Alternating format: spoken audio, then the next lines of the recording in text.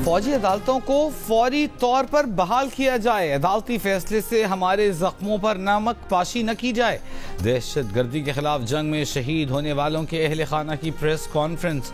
शहदा foundation के नुमाइंदों का कहना था कि फौजी अदालतों की बंदिश इंतशार फैलाने वालों और बलवाइयों की सहूलतकारी के मुतरादिफ है। अवाम सुप्रीम कोर्ट से मुतालिबा करें कि फौजी अदालतों को काम करने दें। कुलभूषण केस के तनाजुर में ऑफिशियल सीक्रेट एक्ट को भी बहाल करने का मुतालिबा।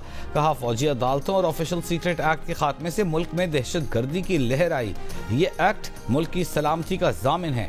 पीर को मिलिट्री कोर्ट केस के फैसले पर नजरसानी की अपील दायर करने का भी ऐलान। अफगान अबूरी हुकूमत TTP की सरकोबी के लिए हर मुमकिन इक़दाम करे या पाकिस्तान में दहशत गर्दी में मुलव्वस पाकिस्तानियों को हमारे हवाले करे। निगरान वज़ीर आज़म का मुतालिबा। न्यूज़ कॉन्फ्रेंस में अनवारुल हक काकड़ ने कहा, TTP के दहशत गर्द अफगान सरजमीन इस्तेमाल करते हुए पाकिस्तान में हमले कर रहे हैं। चंद अफगान रहनुमाओं के गैर जिम्मेदाराना धमकी आमेज बयानात के बाद दहशत गर्दी के हालिया वाक़यात में तेजी मानी खेज और रियासत पाकिस्तान के खदशात की तौसीक करते हैं। अफगान हुकूमत के अदम ताउन के बाद दाखिली मामलात को अपनी मदद आप के तहत दुरुस्त करने का फैसला किया। हालिया इक़दाम गैर मुतवक्के और हैरान को नहीं, गैर कानूनी तौर पर मुकीम गैर मुल्कियों को उनके वतन वापस भेजने का अखलाकी और कानूनी हक हासिल है। वीजा मुद्दत खत्म होने के बाद क्या कोई पाकिस्तानी सऊदी अरब या किसी और मुल्क में रह सकता है? अफगान शहरियों की बेदखली के खिलाफ दरखास्त पर समाअत से माजरत करते हुए सिंध हाई कोर्ट का सवाल। रिमार्क्स दिए कि गैर कानूनी मुकीम अफराद की बेदखली रियासत की पॉलिसी है। अदालत किसी सूरत मुदाखलत नहीं कर सकती। वीजा मुद्दत खत्म होने के बाद एक दिन भी कोई किसी मुल्क में नहीं रह सकता। जनवरी से जून तक गैर मुल्की सरमायाकारी में बड़ा इजाफा मुतवक्के। सऊदी अरब, मुत्तहिदा अरब इमारात और कतर सरमायाकारी में गहरी दिलचस्पी ले रहे हैं। वज़ारत ख़ज़ाना ने बैरूनी ज़राए से फंड्स की दस्तयाबी से मुतालिक IMF को आगाह कर दिया। एक्सटर्नल फाइनेंसिंग से मुतालिक खदशात पर बताया कि रवां माह इस्लामाबाद एयरपोर्ट की आउटसोर्सिंग होने का इम्कान है। अरब कंपनियां एयरपोर्ट और बंदरगाहों की इस्तेदाद बढ़ाने और चलाने में सरमायाकारी करेंगी। खलीज ताउन तंजीम से आज़ाद तिजारती मुआहिदा हो गया है। IMF मिशन को बताया गया कि पाकिस्तान ने IMF की शराइत के मुताबिक मरकजी बैंक से कर्जा नहीं लिया। बैरूनी कर्ज की अदायगियां भी बगैर किसी ताखीर के बर वक्त जारी हैं।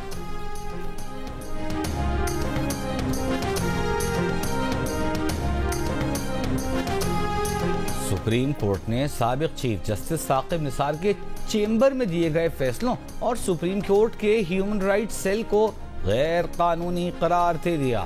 चीफ जस्टिस काजी फाइज ईसा ने कहा, चीफ जस्टिस सिर्फ खुली अदालत में मुकर्रर करने का इख्तियार रखता है। चीफ जस्टिस अपने चेंबर में कोई हुक्म जारी नहीं कर सकता। चीफ जस्टिस काजी फाइज ईसा के दरखास्त गुजार Zahida Aslam human rights case में रिमार्क्स। चीफ जस्टिस ने कहा, बरतानवी शहरी जाहिदा असलम ने 184(3) के तहत 2017 में दरखास्त दायर की। साबिक चीफ जस्टिस साकिब निसार ने 2018 में फरीकों को अपने चेंबर में बुलाकर समाअत की। जस्टिस अतहर मिनल्लाह ने कहा कि कोई चीफ जस्टिस कानूनी दायरा इख्तियार से बाहर के मामलात पर नोटिस नहीं ले सकता। चीफ जस्टिस के पास चेंबर में केस सुनने का कोई इख्तियार नहीं था। सुप्रीम कोर्ट के DGHR सेल के इंचार्ज ने अदालत को बताया कि उन्होंने साकिब निसार के कहने पर 3,98,000 दरखास्तों का रिकॉर्ड जाया कर दिया है।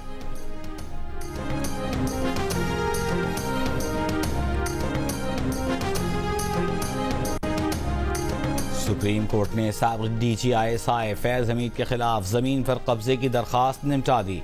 ह्यूमन राइट्स केस की समाअत के दौरान दरखास्त गुजार ने बताया कि 12 मई 2017 को जनरल रिटायर्ड फैज हमीद के हुक्म पर उसके घर और ऑफिस पर छापा मारा गया। छापे में कीमती सामान और उसकी निजी हाउसिंग सोसाइटी का रिकॉर्ड चोरी किया गया। गैर कानूनी कार्रवाई का मकसद टॉप सिटी 1 का कंट्रोल हासिल करना था। रेड के बाद उसे और उसके 5 साथियों को गिरफ्तार करके हब्से बीजा में रखा गया। दरखास्त गुजार ने जनरल रिटायर्ड फैज हमीद, उनके भाई नजफ और दीगर के खिलाफ कार्रवाई की इस्तदा की थी।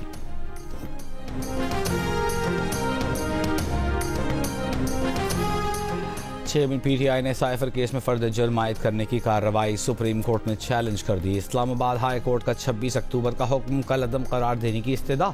दरखास्त में कहा कि एक साबिक वजीर आजम और वजीर खारजा के खिलाफ साइफर का पेचीदा केस बनाया गया। दरख्वास्त गुजार के खिलाफ पूरा ट्रायल गैर कानूनी और दायरा इख्तियार से तजावुज है।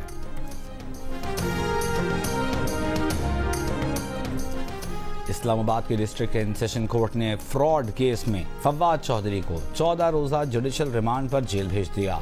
अदालती पेशी पर मीडिया से गुफ्तगू में फवाद चौधरी ने कहा, नवाज शरीफ सियासी दर्जा हरारत कम करने में किरदार अदा करें, वरना इलेक्शन जीत भी गए तो कौन मानेगा।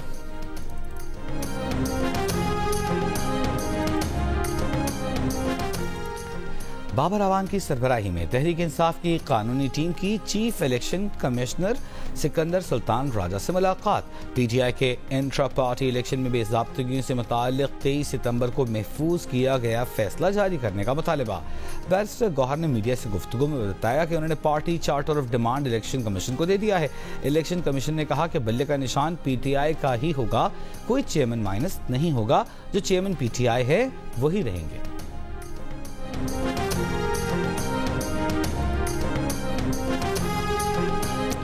साबिक़ वज़ीर-ए-आज़म की अहलिया बुशरा बीबी की 190 मिलियन पाउंड स्कैंडल केस में नैब के नोटिस पर पेशी से माजरत। नैब से आइंदा हफ्ते नोटिस जारी करने की दरख्वास्त कर दी। बुशरा बीबी ने अपने वकील नईम पंजौथा के जरिए नैब को खत में लिखा कि वो कानून की बालादस्ती के लिए नैब के साथ मुकम्मल ताउन की यकीन दहानी कराती हैं, तहकीकात की अहमियत को समझती हैं, लेकिन चंद वजूहात के बाइस आज नैब में पेश नहीं हो सकती। इसराइल का जबालिया कैंप पर एक और हमला। नौसरात और अशाती पनाह गुज़ीन कैंप में भी कई रिहायशी इमारतों को निशाना बनाया। मुतादिद अफराद शहीद और ज़ख्मी। अशिफा अस्पताल के करीब हमले में 15 फ़लस्तीनी शहीद। 24 घंटों के दौरान मजीद 300 फ़लस्तीनी शहीद। शहदा फ़लस्तीनियों की मजमूई तादाद 10,328 हो गई। आलमी रेड क्रॉस का कहना है कि इसराइल ने जान बचाने वाले तिब्बी सामान के काफिले पर भी हमला किया। 2 ट्रकों को नुकसान पहुंचा। शिमाली गजा में खुराक का बहरान शदीद। अक़वाम मुत्तहिदा का कहना है कि इमदादी इदारे भी 7 दिन से शिमाली गजा में गजा नहीं पहुंचा सके। गजा सिटी में इसराइली फौज और फ़लस्तीनी मुज़ाहिमतकारों में झड़पें जारी। हमास की जानिब से इसराइली फौज पर फायरिंग और मोर्टार गोले दागने की वीडियो जारी। गजा में ज़मीनी ऑपरेशन के दौरान मजीद 2 इसराइली फौजी हलाक। इसराइली फौज की तस्दीक। दावा किया कि इसराइली फौज ने हमास के अल-क़साम ब्रिगेड के लिए हथियार बनाने वाले सेल के सरबरा अबू जीना को मार दिया है। हमास ने अल-क़साम ब्रिगेड के अबू जीना की शहादत की तस्दीक या तरदीद नहीं की। इसराइली वज़ीर दिफा का कहना है कि जंग के बाद गजा में इसराइली हुकूमत आज़ादाना इंतज़ाम संभालेगी।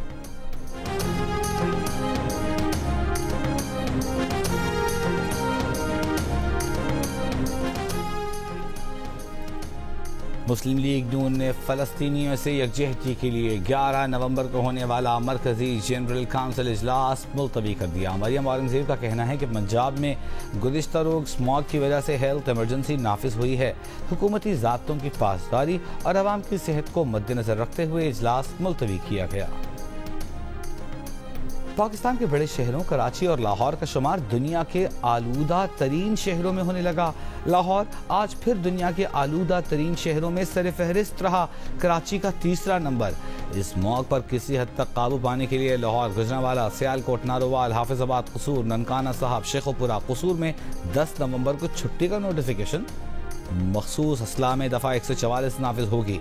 महकमा सेहत का कहना है कि सूबे में स्मॉग से फैलने वाली बीमारियों में इजाफा हो गया। शहरी मुख्तलिफ इन्फेक्शंस में मुब्तला हो रहे हैं।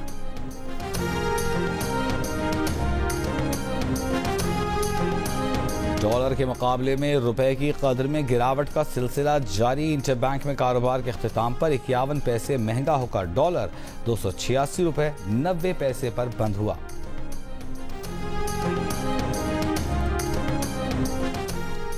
निगरान वज़ीर आला पंजाब मोहसिन नकवी का सर्विसेज अस्पताल लाहौर का दौरा। इमरजेंसी अपग्रेडेशन प्रोजेक्ट और रेडियोलॉजी डिपार्टमेंट का मुआयना किया। सफाई के नाक़िस इक़दामात पर MS की सरजनिश की। कहा, MS साहब, क्या आपने बेसमेंट का कभी दौरा किया है? अगर कभी यहाँ आए होते तो सफाई की ऐसी अबतर हालत न होती। बेसमेंट और पार्किंग में फौरी सफाई का हुक्म।